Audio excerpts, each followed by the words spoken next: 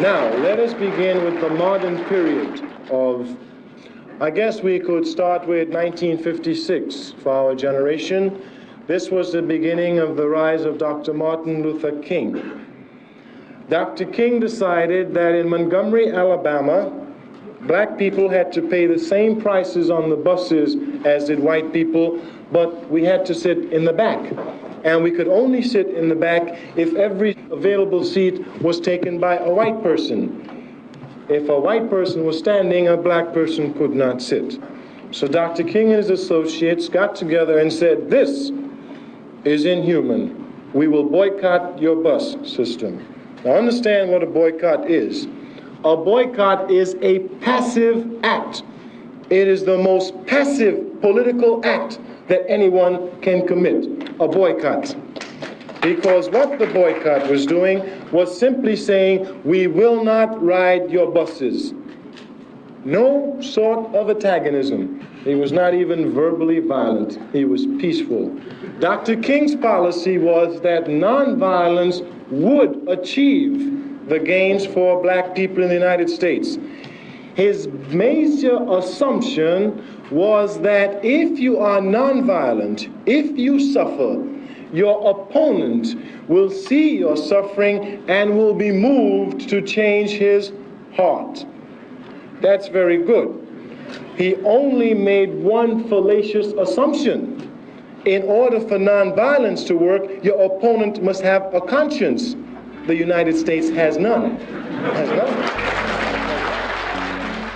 A positive role in our struggle, of that there is no question, and of course I myself would never be a Supreme Court judge, nor would never be a part of the system in any position, but I would say that at least while being inside that system there, he still kept his integrity.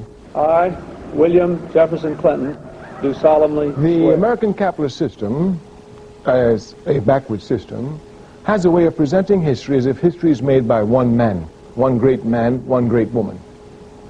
And that this great man, this great woman comes along and directs the dumb masses who follow them for whatever reasons, and they light up the way to show the people how to go in the darkness. So whenever you study, for example, the American Revolution, you say George Washington, and that means you know everything. You say Abraham Lincoln. Even in recent years of the struggle here, you could say Martin Luther King, you see. The attempt is to make it appear as if history is made indeed by these great person. And of course, with the concession of Martin Luther King, usually our history is not made by us, but really made by one great person outside of our race, usually a great white man.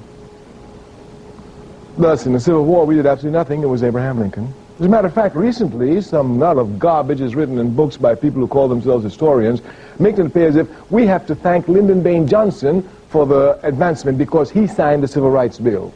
Of course he signed it. But while he was signing it, we were in the streets burning the country down. You better hurry up and sign it. Burn the whole country down. Do it quick. But if you're not careful, you will thank Lyndon Baines Johnson.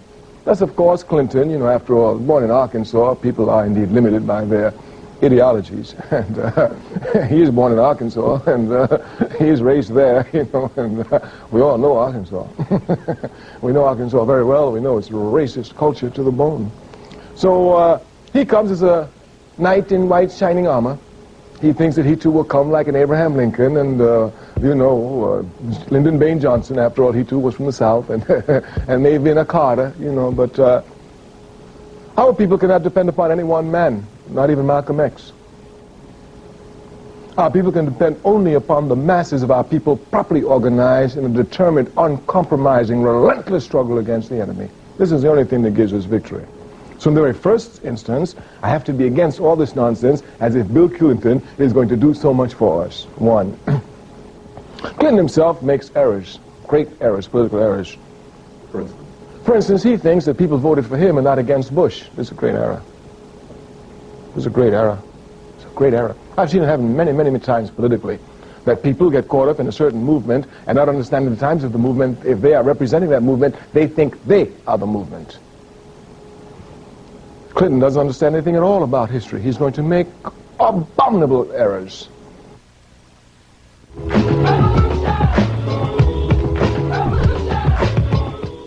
When Nixon ran again, talking about the vote of the Africans, the importance of the significance, rather, the significance of the African vote in this election, When Nixon ran against Kennedy, it was the Africans that put Kennedy into power. If you remember correctly, Martin Luther King was in prison in Alabama at that time, just before the election, and then came this shining Kennedy, who made a telephone call into the jail to find out about Martin Luther King, and then called Mrs. Martin Luther King and Reverend Martin Luther King Sr. and told them, I've just spoken to Martin Luther King, everything is fine. And they called a press conference and said, look what Senator Kennedy has done. We encourage all Africans to vote, and everybody voted for Kennedy, all the Africans. And if you look, Kennedy didn't win by this wide margin that all these historians mystify. He won by a very slim margin against Nixon. So Nixon knew it was us, you know. But if you look at the Africans in the Democratic Party, now I'm not a Democrat. I've never voted in my life in the Democratic Party, and I never vote in the Democratic Party. It's racist and it's capitalist to the core. This is understood. And I shed my blood. I shed my blood for the vote now. I want to make that clear. Some people get confused. The vote for me has never been the road to liberation. It's only the means of organizing my people. I know that. I was a young man in Harlem when they disbarred Adam Clayton Powell. Harlem had no representation. We continued to eat and sleep and take drugs and continue life just like always. When Julian Bond was elected, when we were young in SNCC in Atlanta, Georgia, and they refused to see them because of the position against the war in Vietnam. The Africans in that area, his congressional district, continued life just as we've not been having any mayors, and we've been having life, and even with the mayors now, the quality of life has not improved at all. So I've known the vote is never what? You vote for once in 4 years and that's your political responsibility? That's the height of bourgeois propaganda, making the people politically irresponsible, thinking their irresponsibility is limited to a one-day vote. But politics is every day of every minute. You have to be aware of what's going on, not voting on one day. So the vote has never meant anything. So I'm not a Democrat. But one thing is clear. Jesse Jackson, undeniably, has done more for the Democratic Party than any other African in this country. This is an objective fact. More than Ron Brown, certainly. More than Vernon Jordan, certainly. For the Democratic Party, I'm speaking. Because every African that Jesse registers is by definition an African. I understood this even in my early days for SNCC. I said, look how we're working for the Democratic Party. I said, I don't do that. Yeah, I'm a revolutionary. I can't work for the Democratic Party. But every African you registered is voting Democrat. That's the rule. So this man, Clinton, comes to power and thinks that he can decide which African he will deal with. He's going to get his own Africans. He thinks he's going to tell us which African he's going to impose upon us. I say, I'm not a member of the Democratic Party, but I know if Jesse Jackson has less power than every other African Democrat in this country, he has more influence over voting Democrats than any other African in the country. That's a fact. We've come from disgrace to amazing grace. Number one, we must look properly at the difference between mobilizing and organizing. This becomes very, very confusing in this country, especially around the African question. Martin Luther King was a great mobilizer. He was not an organizer. He was very short on organizing. As a matter of fact, you can see this clearly. While there's no question that King was the most popular Baptist preacher in this country, he could never become head of the Baptist Convention, even though he wanted to. As a matter of fact, if you go and check history, I think it was in 1964 or 5, when he tried to become president of the Baptist Convention, National Baptist Convention, against Jackson, Reverend Jackson, not Jesse Jackson, other Jackson, who was head of it. The tension was so high that a man was killed at that convention, thrown off the stage during the furor. Yes, it's there. These are facts. These are history. These are history, and you should do it. It's good. And King never won it. The King was a great mobilizer. This was indeed one of the great differences between SCLC, the Southern Christian Leadership Conference, King's organization, and the Student Nonviolent Chlorine Committee, SNCC, which I worked. We were organizers. To be an organizer, you must be a mobilizer. But being a mobilizer doesn't make you an organizer. Malcolm X was a mobilizer and an organizer. Jesse Jackson came into King's movement as a mobilizer, not as an organizer. So even if you look today, there are very few organizers out here. There are very many mobilizers. There's, people can come and have an issue and mobilize the people easily. That's understandable. We're the most oppressed sector in the country. So any little thing, you know, police shoot one of us today, all right, come make some noise. It's easy to do that. But to sustain the action, to really get an armed force to protect yourself against the police, you understand, that's a different situation completely. So when we judge Jesse, we must judge him within this mobilizing aspect, but also within the character of our community. Ours is not an organized community. It is, in fact, a mobilized community. Look at what happened in Los Angeles. in 1992? Well, in 1965 we did the same thing, and there's no qualitative improvement. Just quantitative, it's bigger, more damage, we've got more hatred against the enemy, but no qualitative improvement, no more organized than we were in 1965. Thus, Jesse himself, to criticize Jesse for this is not to properly understand the political atmosphere scientifically in our community. So Jesse is just writing on mobilization. And not only that, most of the people who criticize him, they themselves don't belong to any organization. They don't even mobilize.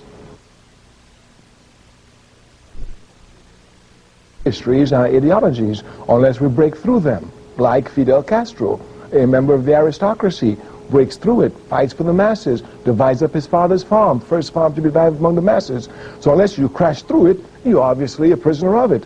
And Jesse Jackson is a prisoner of his history, of a member of the Southern Christian Leadership Conference, and of constantly trying to walk within the footsteps of Martin Luther King. And it's not an easy job. King himself would never have joined the Democratic Party. And publicly he's always said that. He said he always felt that somebody needed to be outside putting pressure on. Jesse thought that he could go in the inside and put pressure on in the inside, given the changing conditions since the time of King. After all, during the time of King, Africans couldn't vote in the South. If they voted, the terrorist groups would lynch them, burn their houses, etc. We know the history of America.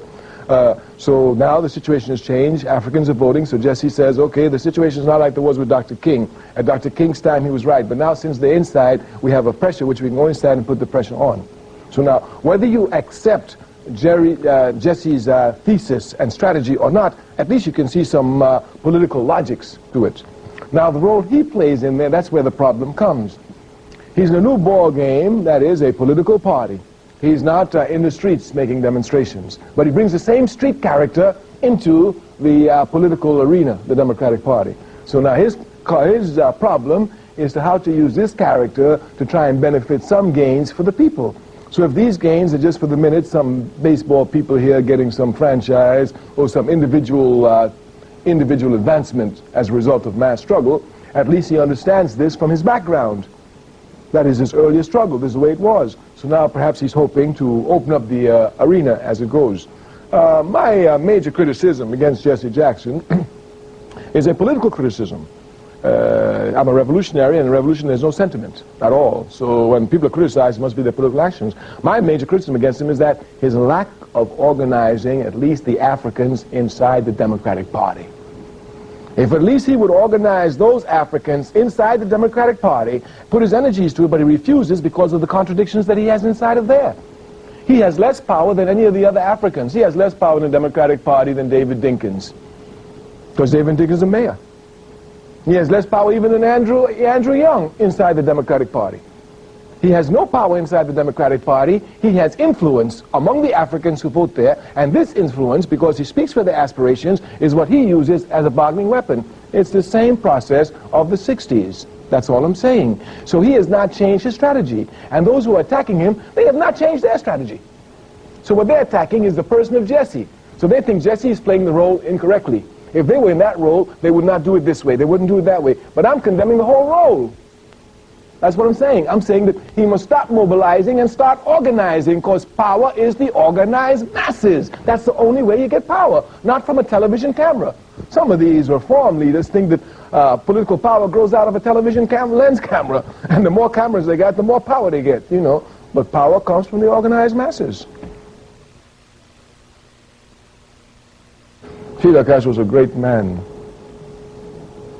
and everyone in the world recognizes that. We have said of Fidel Castro, and it's true, President Castro Cuba says that at any given moment, the best traditions of any people may be represented by all of them, a majority of them, a minority of them, or one of them. And if Fidel Castro is the only human being that represents humanity at its best, humanity will never be diminished one iota. Fidel Castro is a man of great stature and great comprehension. A little island like Cuba. He has himself leaped beyond this island of Cuba. He is known everywhere throughout the world, and he is respected everywhere throughout the world, except by capitalist pigs. Everywhere. America has no right to talk to Cuba. Cuba can teach America so many things. America says that it's one of the richest countries in the world, and even demeans Cuba because it's one of the poorest. Yet the conditions of health of a child in Cuba is better than the conditions of health of any child in America. From the child that child is born until it dies, it will have a doctor in its community that will monitor every movement it makes, free of charge. Because Fidel Castro understands that the most important thing in a society is the quantity and quality of the people and their rising level of consciousness that they have, first of all, a responsibility to other Cubans before they have a responsibility to themselves. America is the exact opposite. Doctors to Africa than America and all of Western Europe together have sent. We're not even talking about freedom fighters. When I first went to Africa in the 1960s, I was shocked. Among all the liberation movements, PAIGC in Guinea-Bissau, Frelimo, MPLA, among all of them, I found Cuban combatants there, teaching them, even sometimes fighting and dying with them. Fidel Castro, we have to respect him. We are Pan-Africanists, and Fidel Castro is a Pan-Africanist of the highest order. When Angola was bleeding and the racist pigs in South Africa invaded Angola, Fidel Castro sent the sons and daughters of Africa, sent those Cubans there whose bloodstream has Africa tied to it, to go and defend Africa. To go and defend Africa's dignity. Fidel Castro. That's why the African community here, we instinctively love him. When Fidel Castro came to America at the United Nations, he came to live at the Theresa Hotel in Harlem. No other president has ever done that. That's the honor he paid to us. And he paid us that honor because we instinctively supported him. We always instinctively support justice. And we know that Fidel Castro is undergoing a just struggle. A struggle for independence. A struggle to be not under the hegemony of American imperialism like all the other puppets in the Caribbean. When America says jump, they say how high. Fidel Castro is concerned with one thing, making sure that the national resources of his country serve the priority of the well-being of his people. Go to these other countries. They sell whatever they have. As a matter of fact, their leaders are sorry slavery is over. Tourism is properly controlled by the Cuban Communist Party. Properly controlled. I mean, they're making experiments with it, but they themselves are in the position of controlling, and has within a limited aspect, because at this point it's only experiment. Of course, U.S. capitalism is hoping that through this will happen, but it's just a fight always, and you go into a ring, you fight, you're convinced you will win, the enemy is convinced they will win. We will see. But I think the attack here, the political attack, is what I want to speak of. Under this political attack, it appears that because the people in Cuba are poor and they have nothing to eat, that they'll be disgruntled. Vietnam defeated America. Defeated America. And I was in North Vietnam. I had one of the greatest honors of my life. I had lunch with Ho Chi Minh in North Vietnam when American planes were bombing North Vietnam. One of the greatest honors of my life. And the Vietnamese who fought America, they fought America, and every Vietnamese soldier had not one bowl of rice a day.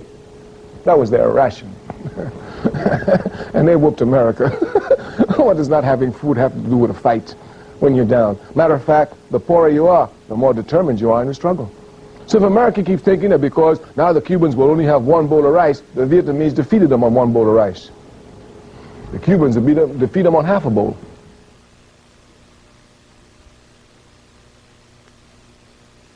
Haiti is a very, very, very, very important island in the Pan-African struggle. Haiti brings pride to Africans who know history.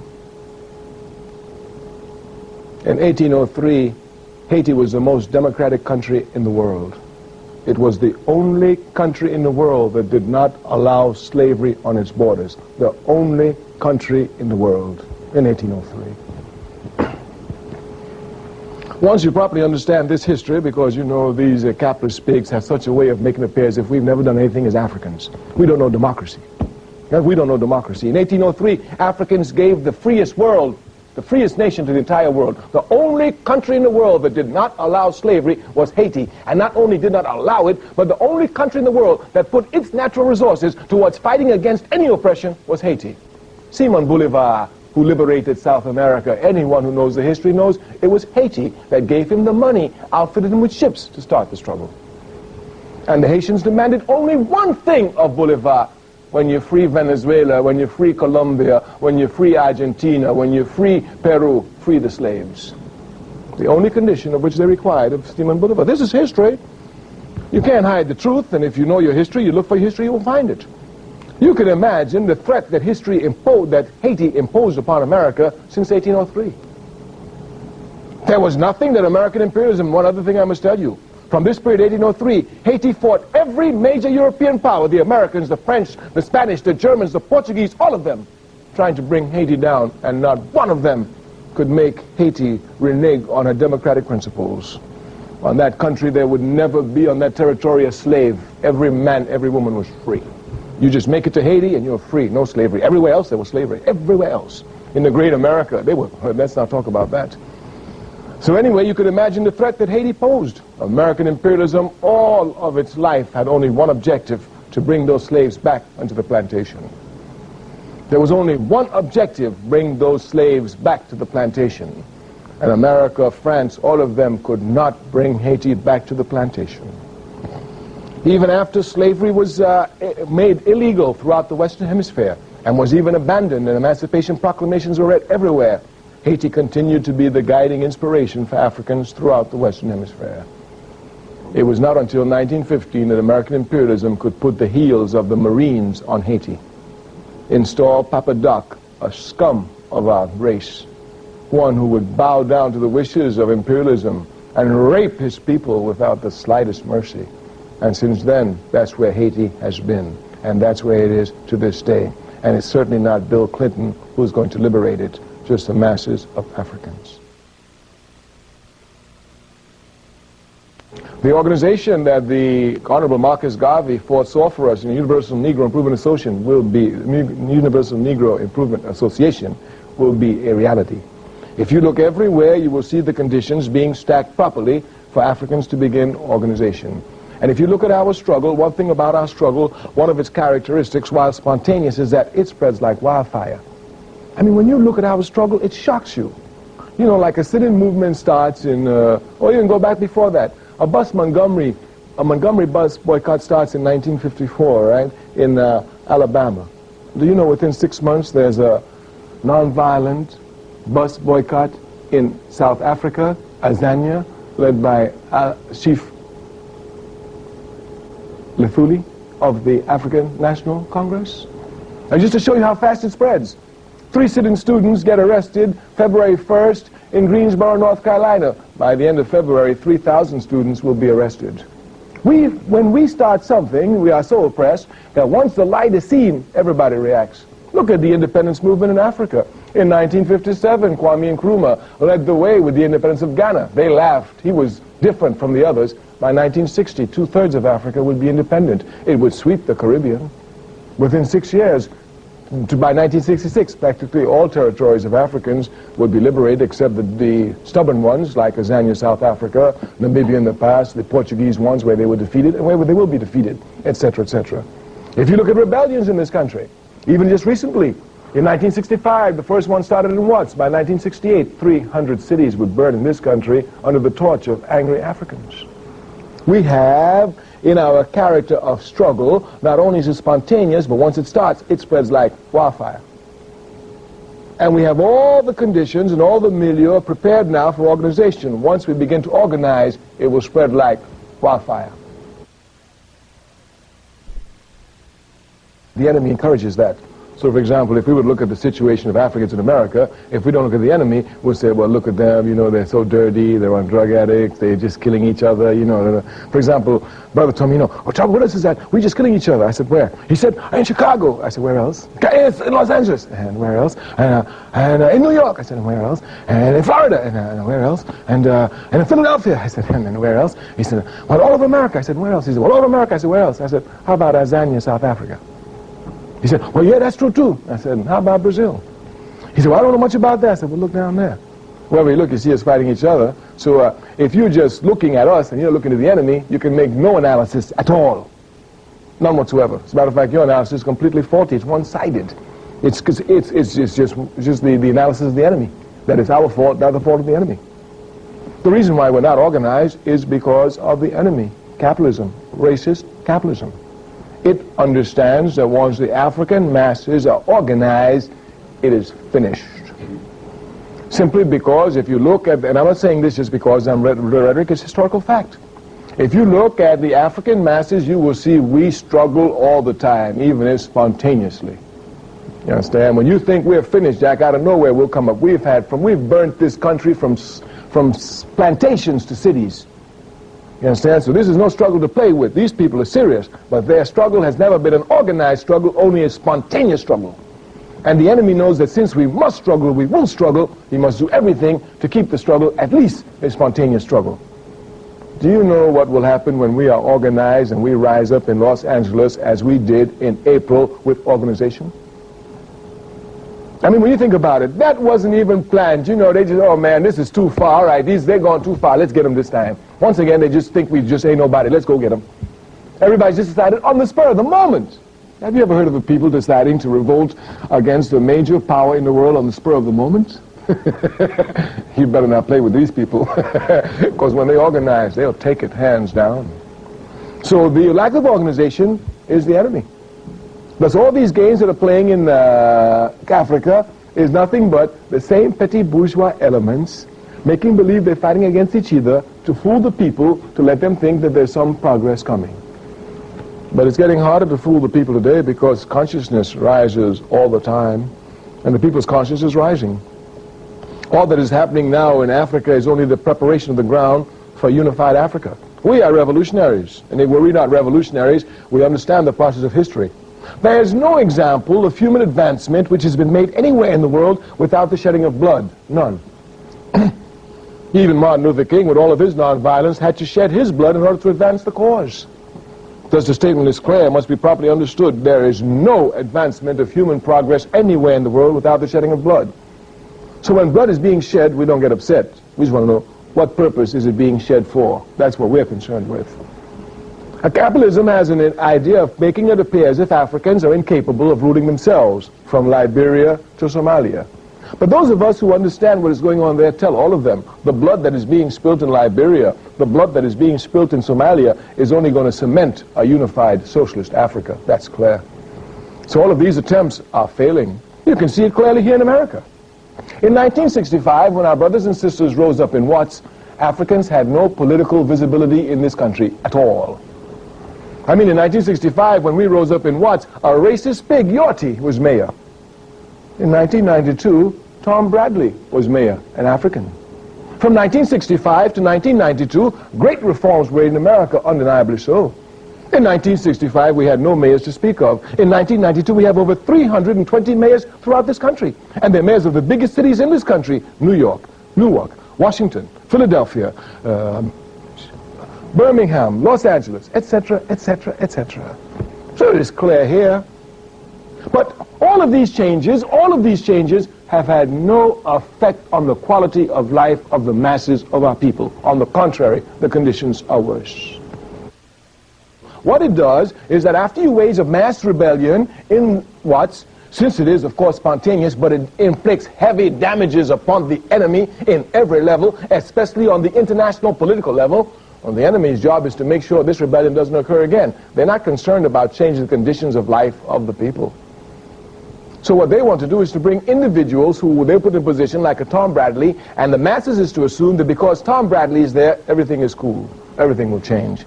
So all these reforms which have been made, all the Africans have said to America in 1992, whether anyone recognizes or not, is that reform cannot solve our problems. Only revolution will. Thus, 1992 was a clear mark for those who don't understand what's going on in this country. The Africans have instinctively said that reform is not the answer, only revolution is. And from now on, the revolution atmosphere will be made. You cannot make revolution unless you're organized. You can make reforms spontaneously. But you cannot make revolution unless you're organized. And this then becomes a real criticism against Jesse. Those who criticize Jesse for mobilization must criticize him for being a reformist. Therefore, they must be revolutionary. Because revolutionaries can't play with mobilization. Revolutionaries must be organized because they want the seizure of power. Reformists want to influence power. That's the difference. Jesse Jackson wants to influence the Democratic Party so that they could be nice. Me, I want to take power from my people where we're supposed to take power. I don't want to influence nobody. I want the power. So if I want the power, I don't come with little men station and say, hey, Clinton, do this, give us that. No. I say, Clinton, we got X number of Africans in the country, they voted for you, this is the X number of power I want. End of discussion. But there's no question, it's true. I mean, we don't even have to wait till there. We can go back even before, in Chicago, with the disciples and the Black Stone Rangers and the work of Fred Hampton. One of the reasons that Fred Hampton had to be assassinated was because he was bringing the Black Stone Ranger, the gang in Chicago, along with disciples, another gang in Chicago, which were rival gangs, together against the police. It is clear, but we don't have to go that far. Malcolm X is a living example. But all revolutionaries start this way. Even Mao Zedong has built his army off of bandit armies, because they do have the courage. They are rebelling, but they don't have the sense of scientific rebellion. And they're just confused, that's all. Malcolm had no sense at all. He was totally confused, but he was rebelled. He had hatred for the capitalist system. When in jail under the Honorable Elijah Muhammad, he began to channel his energy correctly. He began to see clearly. Their energies are not correctly channeled. They are channeled by the police. It's the police who spawn gangs in America. It's the police who bring drugs into the community. It's the police who control the drugs in the community. It's the police who organize Africans to sell drugs in the community, making it look like they are not involved in it. And certainly if it's not the police, they ought to resign because they don't know how to do their jobs. We've been having a lot of discussions with them. As a matter of fact, we did a video with the leadership of the Crips and the Bloods when they tried to come together 2 years ago, before the rebellion. And this constant work is being done. And that video is there. We had their representatives come together. Of course, we told them the only way they will find unity is coming together to protect our community against racist police. Now, we even told them then the very guns which the police give to you, and it's the police who get these guns, you understand? I used to be the honorary prime minister of the Black Panther Party. Before then, I worked in SNCC. And as a young man in SNCC, I was carrying a gun since about 1962. You understand? Supposed to be nonviolent? We were nonviolent publicly. We told them, made that quite clear to everybody. Quite clear to everybody. You get me on a lonely road, come here, we busting caps on each other, Jack. I'm not going out that way. That's Martin Luther King. I ain't Martin Luther King now. Yes, I'll be Martin Luther King when it's public. You and me down together. So everybody in SNCC was carrying guns. Sometime I was 1962, I've been collecting guns.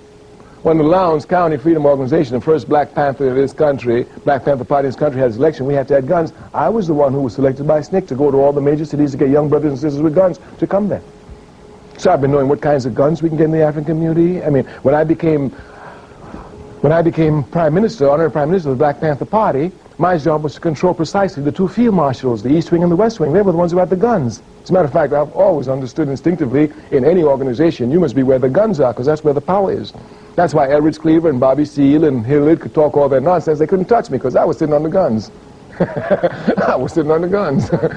So I knew the guns in the party. I knew how the guns, and I've been going through this community all my life. So I know the guns that I see in this community, I can never get. The police bring those guns in. Uzi submachine gun in the African community, how you get that? The kids don't even know how they get it. Oh, I bought it from someone, they don't even know how they got it. But I know these machine guns coming in here, these guns, they're not the way you get them illegally. These guns are being pumped in. It's a planned program. It's understood. The enemy, all this pumping drugs only shows me that we're winning. Because the enemy is pumping these drugs, creating these divisions because of the rising conscience of the people. Because it's work for him. It's work. It's work. You got to stay up night, divide gangs, create gangs. I mean, it's work. I remember when Reagan, that's why I laughed at Los Angeles, not Reagan, Bush, you don't know who you're playing with. Bush said, when those betrayed the Soviet bloc, when they betrayed socialism and it collapsed, he said, we have an excess of CIA agents. We're going to send them into the ghettos of this country. And Los Angeles was targeted. He sent them in 9 months before the rebellion. I wonder where they are now. They have the excess force. This is organized. So these gangs must be organized against the police. Against the police. Because the police are the front runners of the organized gangs in the country. And this is a planned, organized. What they want to do is to make the entire African community feel insecure. Insecure among each other. When they saw the feeling of camaraderie and solidarity that was developing in the 60s, you understand, they said, we've got to stop this quick. We've got to bring insecurity inside here so that when they see each other, they won't say, hey, brother, say, he gonna kill me? That's all. But it ain't going nowhere. Jack is just gonna make us stronger for the second round on them. Because victory is ours no matter which way they come.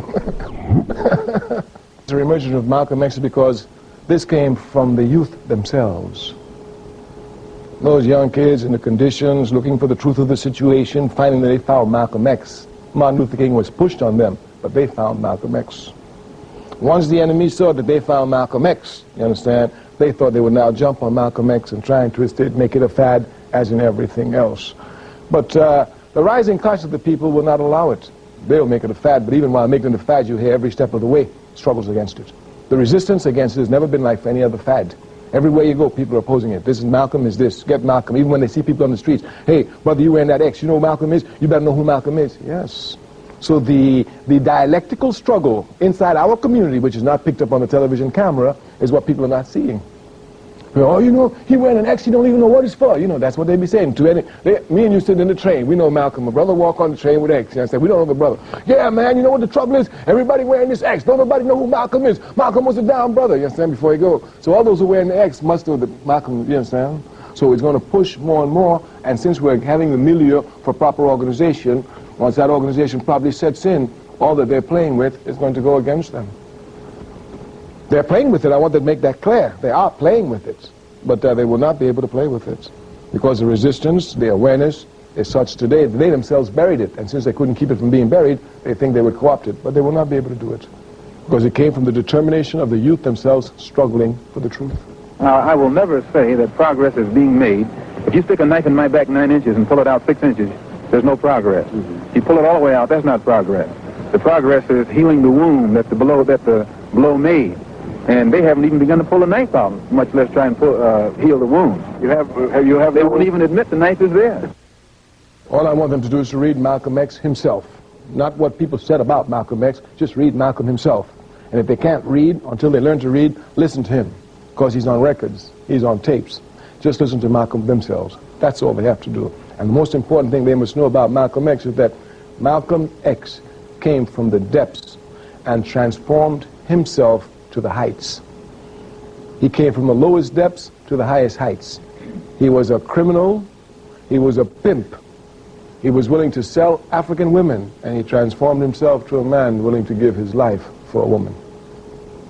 So the main thing they must know from Malcolm X is that they have the same responsibility to transform themselves from one who thinks only about themselves and living on the community from one who comes to defend the community, to take nothing from the community and to want to only give everything they can to the community. That's the most important lesson. Skin may differ, but affection dwells in black and white the same. There's no question that King was killed by the FBI. There's no question. Of course, you must understand people get confused. I mean, J. Edgar Hoover has a job. It's a scientific job, just like any other job. His job is to maintain the status quo. He worked very hard at this job, J. Edgar Hoover. You must understand it. Now, people don't understand Hoover, you know, that's why they make mistakes, you know. Hoover worked very hard at this job. And by the 1950s, he had everything uptight. I mean, the Communist Party was running for cover in this country. The Socialist Party was running for cover. I mean, he had everything everywhere he wanted. And the group that he didn't think about the least, the slaves, they're the ones who jumped up. He wasn't even thinking about Montgomery.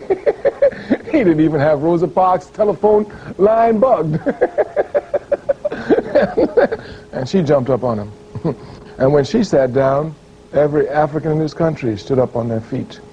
And then he had one of the biggest problems he'd ever had in his entire life. A movement that would transform the status quo of America in an irreversible manner. That's what they did. So you can imagine J. Edgar Hoover. And J. Edgar Hoover was not stupid. He knew that King, you know, was the one who was doing this. He knew King with all his nonviolent rhetoric. He knew King with all of that. He knew King at heart was against injustice to the max. And he knew the capitalist system was unjust. So he knew King was his die-hard enemy. So Hoover is faced with a problem. King allows for other groups to spring up, like the Panthers, you know, and these other groups. But it's King who's making this possible. So Hoover is now faced with a problem. Since King's been rising since the 50s, now it's the 60s, and look at the country. I mean, you know, and all of it is because of these Africans. And all of it is because of King, and now the ones he brings. So Hoover has to make a decision, all right, we have to stop this. And of course, his thinking is that the leaders do it, so, you know, the communist infiltrators got the leaders, so let's wipe them out. So Hoover, just like anybody will sit down, all right, there are people like Huey Newton, there are people like Kwame Turé, people like Jamin El-Amil, you know, these we got to kill, definitely. No question about it. They have to be killed. Then there's King. But he knew one thing about King. King was an honest man, and that's what messed with Hoover.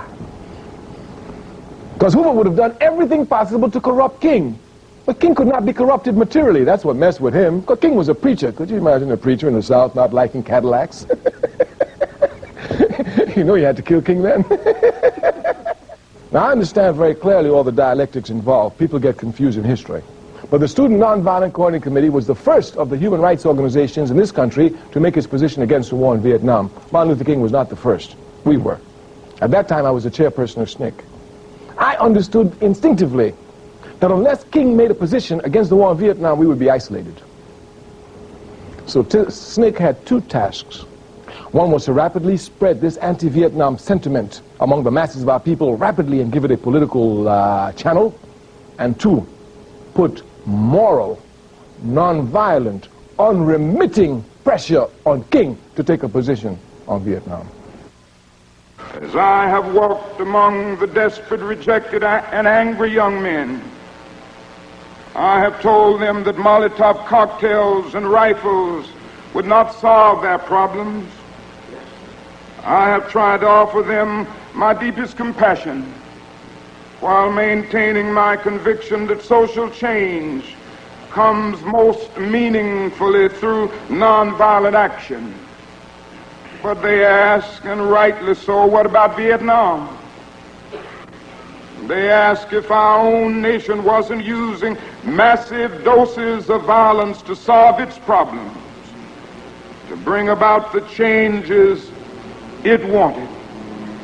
Their questions hit home, and I knew that I could never again raise my voice against the violence of the oppressed in the ghettos without having first spoken clearly to the greatest purveyor of violence in the world today, my own government. King was a creative genius, and King's great contribution to us was not nonviolence, but he taught us how to face the enemy without fear. The problem in the South was that we were afraid to face the enemy, and King taught us how to face the enemy without guns. Once you teach a people how to face an enemy who's full of guns without guns, it don't take nothing to pick up a gun. For a transcript of this program, send $4 to Journal Graphics, 1535 Grant Street, Denver, Colorado, 80203. To place a credit card order, call 1-800-TALK-SHOW.